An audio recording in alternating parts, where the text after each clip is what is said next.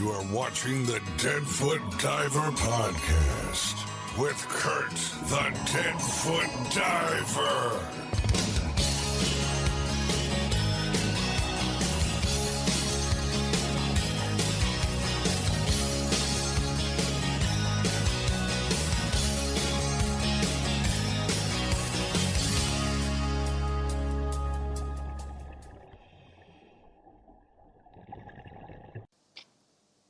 Welcome to the Deadfoot Diver Podcast, where we talk about everything diving, tech diving, and especially the benefits of diving with disabilities. I am very pleased today to have on with me Ahmed Gabr, who is the world deep dive record holder with Guinness. How's it going, Ahmed? Thank you very much, sir. Thank you for having me in your show. I really appreciate your time. All is good. All is good. Not too bad with me. No.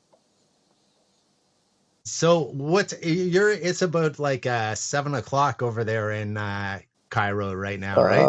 It's around. Right now I'm in Hurghada, Red Sea, so it's 6:27 exactly. Yeah, it's almost Cool. almost 7 o'clock. Yeah, p.m. Yeah, it was some time difference, I believe. Yeah. So tell me, how did you first get into diving, and then how did you end up progressing into deciding to do the world deep dive record?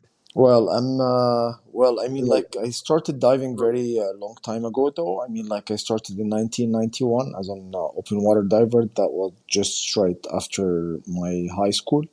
Diving wasn't quite common, though. In my country back then.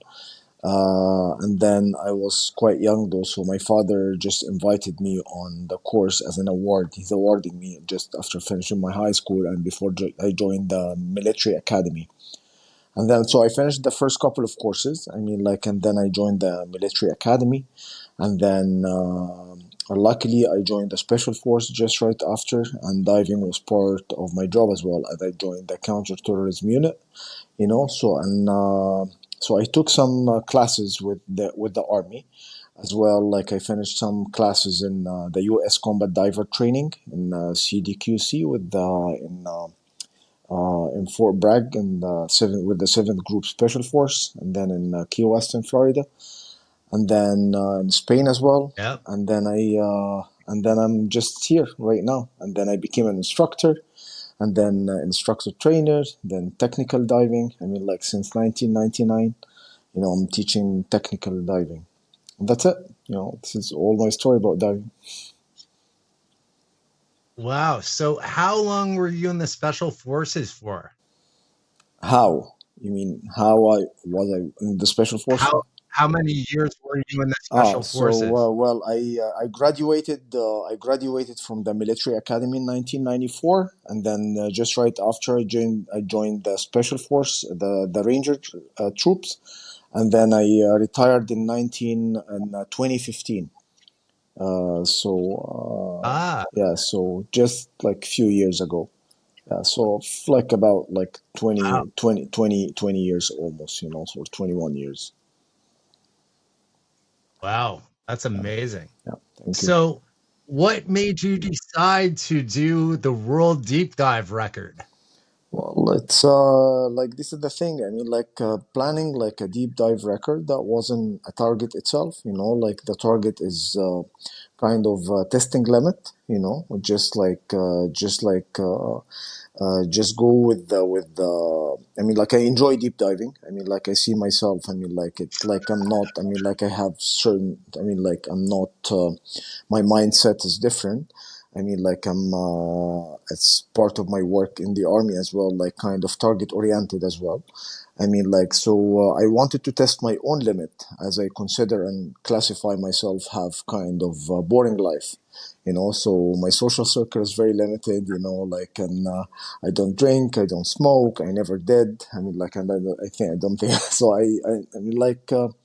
I'm kind of introvert as well. So I'm kind more of, very much having my own bubbles. That's what I believe in, you know. So I decided like to test my own personal limits, researching as well, and I'm very interested, as well, in gas behavior, you know, like and physiology, the body physiology as well. So I was just testing, you know, like testing myself. I mean, like, and at some point of my life, you know, in my technical journey, uh, like every dive deeper than 100 meter, I was just alone, you know, like just by myself, you know. That gave me as well like some time to think as well, not being also like not having diving as a profession, you know, like recreationally, just being in the army. So after finishing my deep dives, that gave me some time to think of what I did on the weekends, or like, you know, after some hardcore dives, you know. So yeah. That's amazing. I mean, how many years did it actually take you to plan and to prep to do this? Well, it's the whole journey is. I mean, like if I call it, it's a project, like 6 years project. You know, couple of years. I was just thinking, can I actually do it, or I think I can do it. You know, I always believe there is always a huge difference between who you are and who you think you are. And 4 years approaching the record itself. I before it's I mean like the world record, it's like it's a project, you know, like so I had to do like the SWOT analysis or the quad analysis. SWOT is strength, weaknesses, and this is in me, and threats and opportunities in the target that I'm trying to do.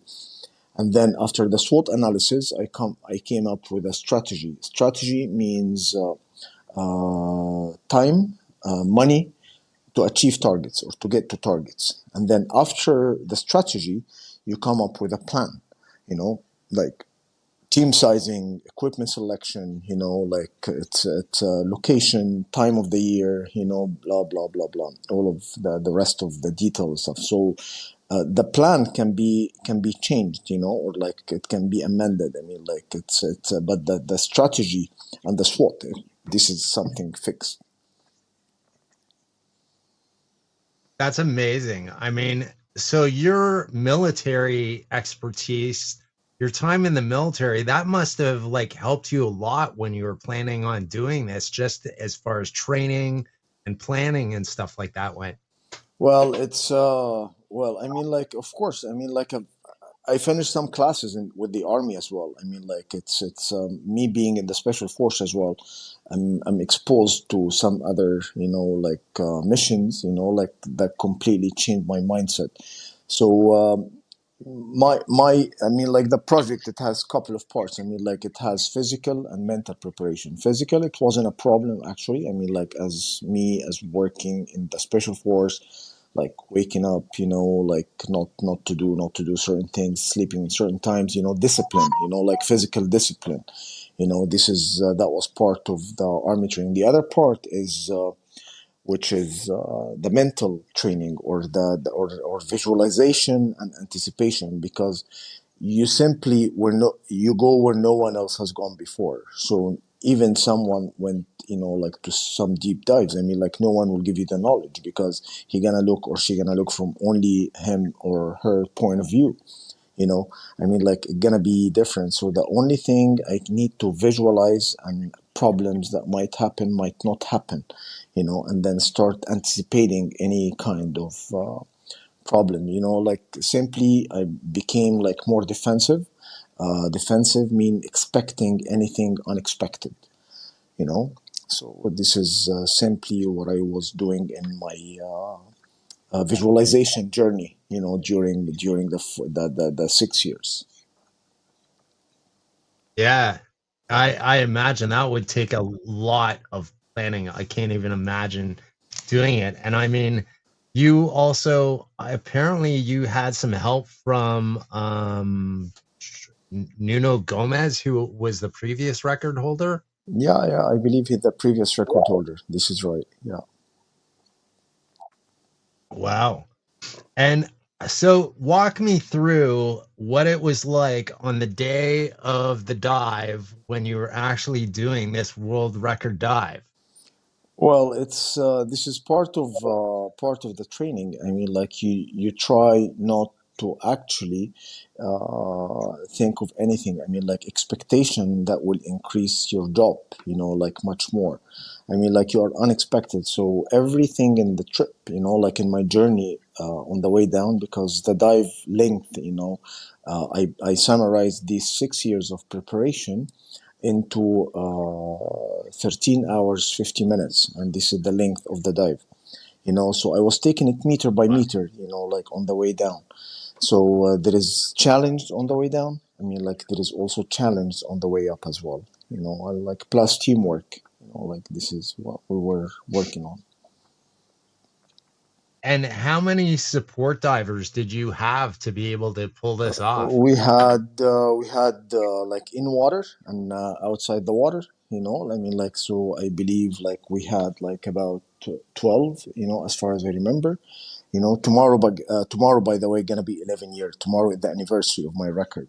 So so Wow. so See, this is good timing having you on.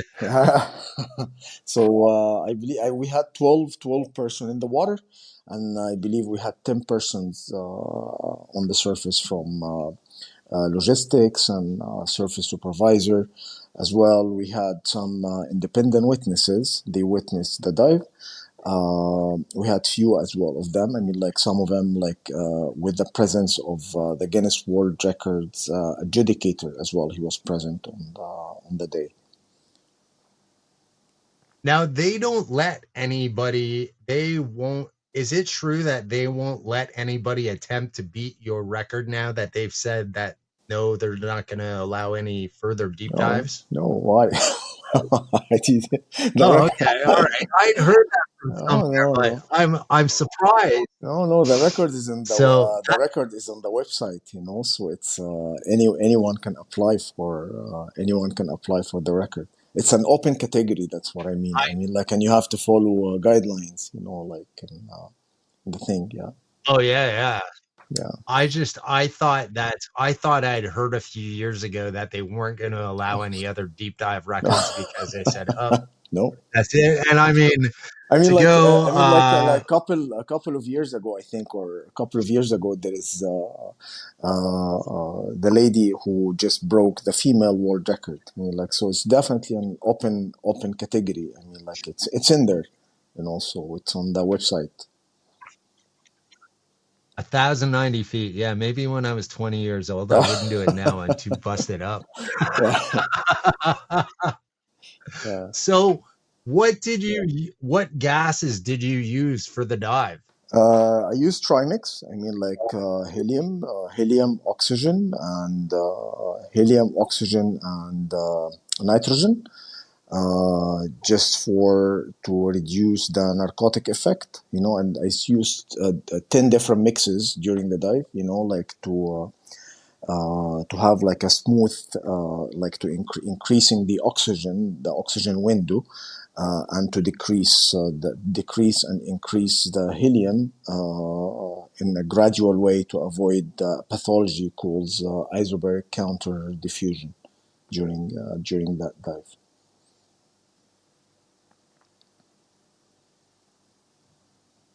Cool.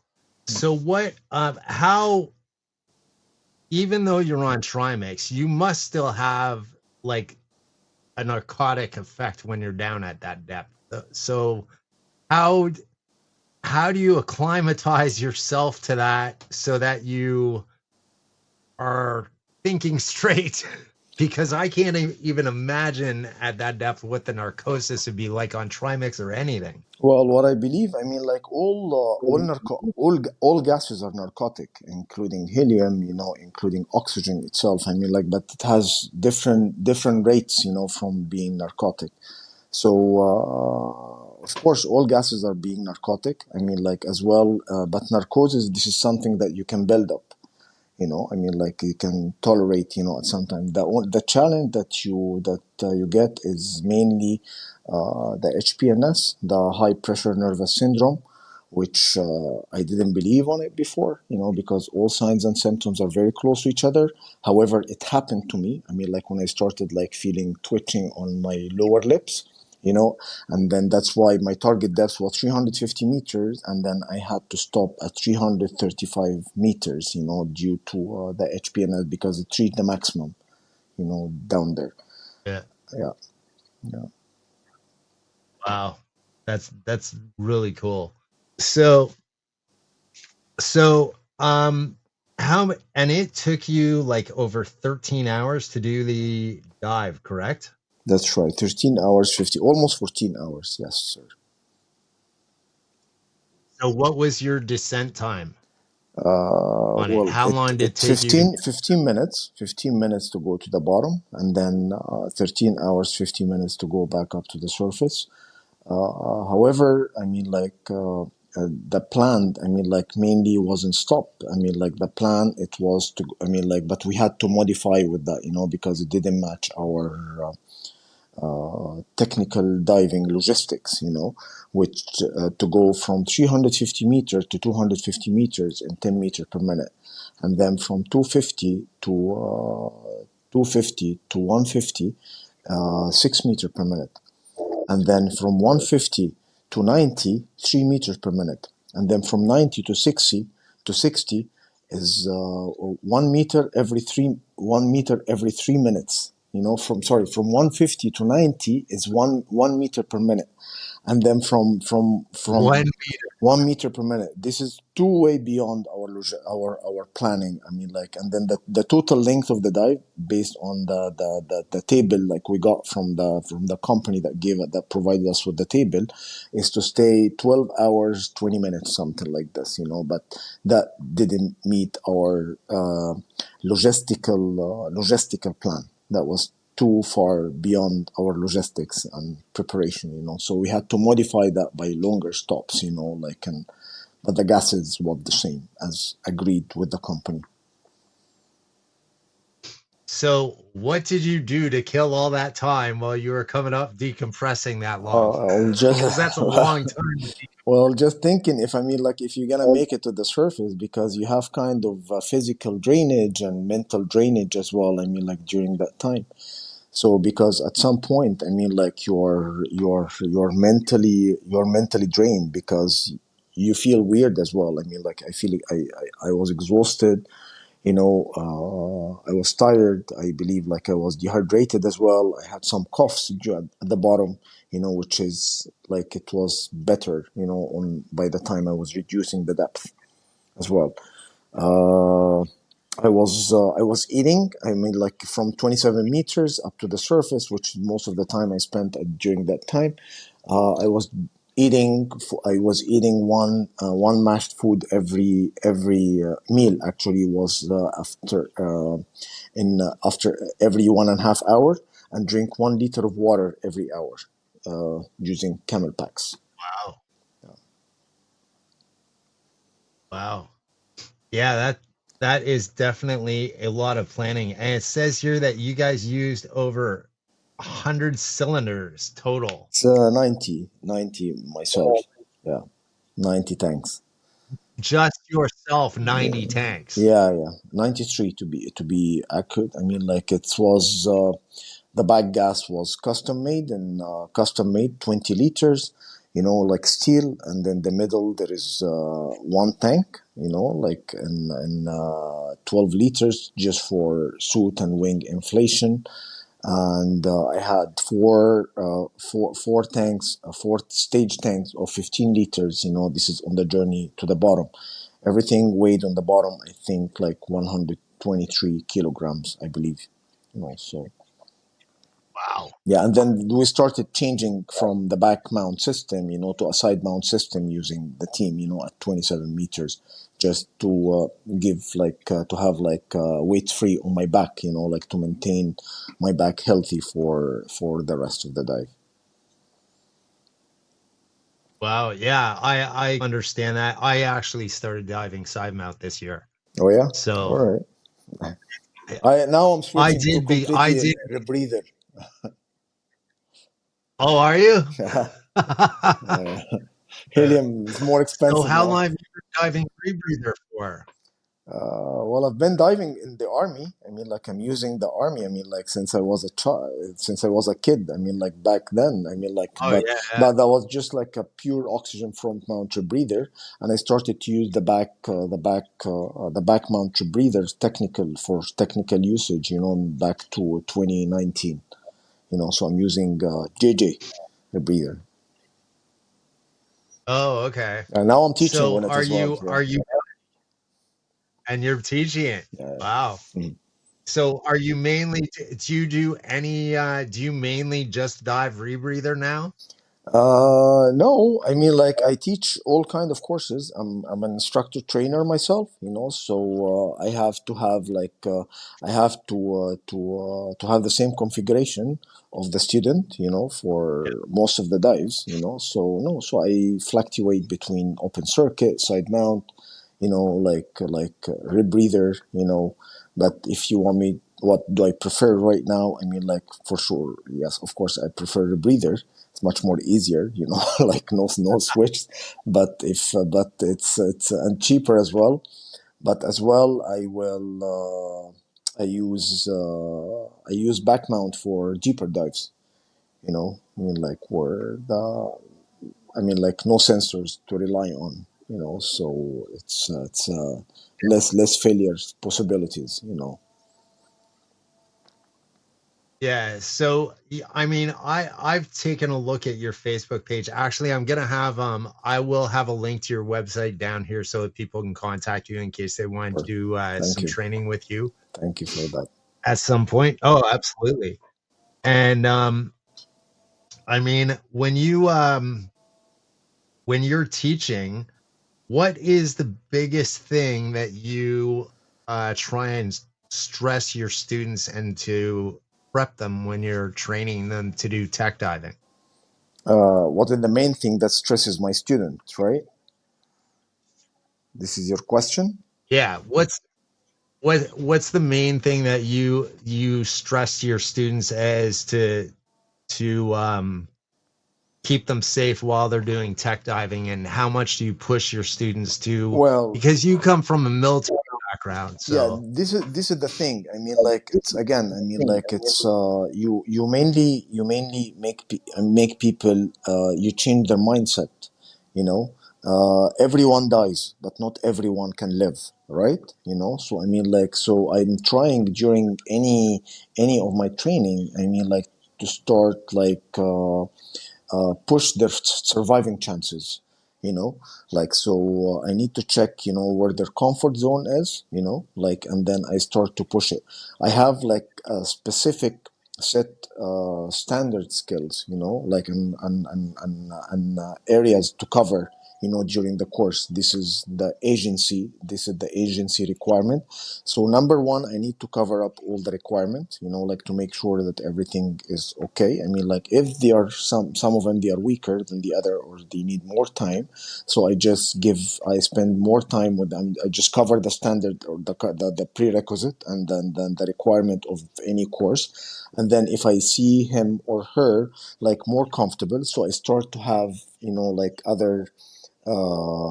other skills bring and introduce other courses as well, like cave diving, advanced rec, like overhead environment, you know, like it's to me this is something important, you know, like to change the mindset of any diver. So I challenge them, you know, of course. I mean, like I show it off sometimes, you know, like from me being, you know, like so I do the exercise, the challenging exercise first, and then I start to mimic what I do. Some of them they do it, some of them they don't, but it's not a course requirement anyways. But I just want them to see how it gonna look like when you are under stress. You know, how do you need to think under stress, and this is the most important thing, you know, like to any of my divers. You know, some of them they don't yeah, like which it. is Some of really them they think I'm bad. You know, so but if you know, I'm fine with that. Yeah.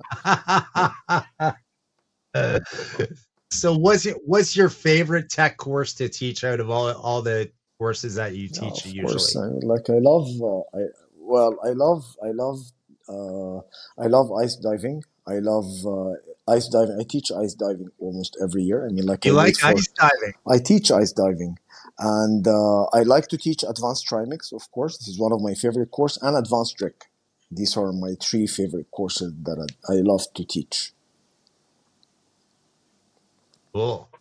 And do you teach a lot of open circuit trimix or Yeah, mostly yeah, yeah. rebreathers? I mean, like, yeah, open circuit trimix. I mean, like, this is mostly, yeah, this is what I do. You know, so there are some courses I introduce after, which I don't call it courses. I call it master experience or master classes. You know, which is beyond the course. But this is Ah, beyond any course, any agency. You know, beyond the set technical. This is just an experience for courses for people who want to go deeper than certain depths. Yeah. so walk me through what are some of your master class experiences like? What do Uh, you do for those? well, this is something that we can discuss on one-on-one, not on a podcast. But this is definitely we can discuss it in private. Yeah, Okay, got ya. yeah, Not that you want out there. yeah. Very interesting. So what are your plans? Do you plan at all to try and beat your record again at some point, or is that it for the You depth know, record? I'm getting old, man. I'm getting old. I mean, like I'm not as young as before. I mean, like it took me 6 years. Well, never say never. I mean, like so I don't know. I mean, like it's but there are other challenges. You know, like I'm doing in my life right now. You know, I just sat like a new technical school here in the Red Sea. You know, like with one of the most famous dive centers, Aquarius Dive Center. So right now we just today actually we just signed a contract. You know, together a partnership contract. You know, like that we established an academy for tech diving. So it's gonna be big. You know, I also have my own company that I propagate corals. You know, so because Ah, I have a big coral farm here, so I have a signed protocol with the Ministry of Environment and the Academy of Scientific Research and Technology as well, and I propagate corals, and then I deployed like a big awareness campaign, you know, especially for the younger generations, and I empower the Red Sea women as well, like I create job opportunities for them because we go part of the awareness campaign is like to do cleanups from single-use plastic in area that doesn't have garbage collecting system, and then we use this plastic and we upcycle this plastic, you know, into products. So we hire these ladies, you know, so we teach them how to do the work with the thing along with the coral work, you know, and this is what I do right now, wow, that's cool. and other private business as well, you know, so yeah. Wow, so you're busy. You're involved in a lot of Well, stuff. that's why we couldn't catch up, you know, like True. yeah. What so when you're not diving, you're doing coral restoration. What are some of the other types of fun things that you like to do? I just like to chill. I mean, like it's too many things happening outdoors. I mean, like I like to stay on my lazy boy and just read. You know, like enjoy a cup of good cup of coffee. You know, so yeah, spend some time with my family. You know, so yeah, That's awesome. So do you have any kids? yeah. I have two kids. I mean, like I have Adam and Maya. You know, so Adam he studies psychology in Canada right now, and I have Maya. Ah, She's 10 years old. Yeah, so she's still young. okay. Yeah, So yeah, does your son scuba dive at all? yeah. He does. Yeah. Oh, where in Canada is he taking his where in Canada is he? Sorry, which Where in Canada is he? he's in He Vancouver, is he right now? Vancouver. He's in Vancouver. Oh, okay. Yeah. Lots of good diving out there. Well, it's So quite does far does though. Yeah, very cold in there. yeah, yeah, yeah. I did my instructors out there back in the 90s. Okay. So Yeah. definitely compared to what you're used to diving, definitely a lot colder. Yeah. Yeah. Of course. However, coming home where it's even colder up here, it's insane. Yeah. Yeah. Yeah. Yeah. Of course. So does your son do any technical diving? No, not yet. Not yet. I mean, like No? he doesn't have time. He started. I mean, like, and he had some cold this year actually. I mean, like few months ago, but he couldn't continue. You know, like in due to his cold, so we had to stop with him. He's not certified yet as a tech diver. Ah, so you think he might someday want to try and beat daddy's record? Well, he has different interests anyway. He loves diving, but he has different he has different interests. Maybe my daughter, yeah. Yeah. She's very interested in Has she marine biology. Oh, really? Yeah, yeah. So you've had her on scuba, I assume, though, because she's 10. So I assume She's a that she's diver. tried it. She's going to be 11. You know, so I mean, like, so she gonna be she enjoys diving. You know, so she really she like to map. You know, she like drawing. So she likes too many things. I mean, like especially with marine life. You know, so I have great Awesome. expectations for her. Ah, very cool. Yeah. So, all right. Well, I want to thank you again for joining me today on the Deadfoot Diver podcast, Ahmed. It's been awesome to have you on. I really appreciate you making time for the interview for me. And I will have Ahmed's information down at the bottom here at the end of the episode. So you can check it out if you want to do some amazing tech diving with him over at his new place over there in the Red Sea. And remember to grab an adventure and live. And I will see you next time. Thank you very much, sir. Okay. Thank you very much, sir. I mean, like, thank you for having me in your show. I mean, like, I really appreciate your time. All is good. All is good. Not too bad with me.